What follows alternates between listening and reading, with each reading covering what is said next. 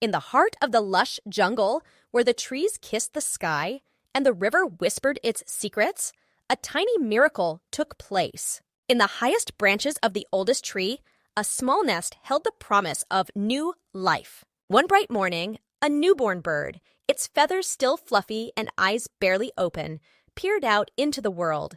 Its mother, a vibrant parrot with feathers as colorful as the rainbow, watched over it with tender care. The mother named her baby Rio, after the river that flowed nearby. As Rio grew, the jungle revealed its wonders. Every day, Rio ventured a little farther from the nest, curious about the world around.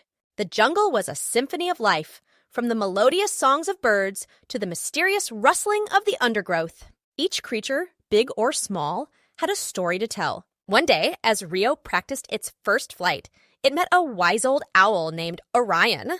Orion shared tales of the jungle's secrets, from the hidden waterfalls to the ancient trees that whispered to each other. Rio listened in awe, taking in the wisdom of the jungle. Seasons changed, and Rio transformed into a majestic parrot, its feathers as vibrant as its mother's.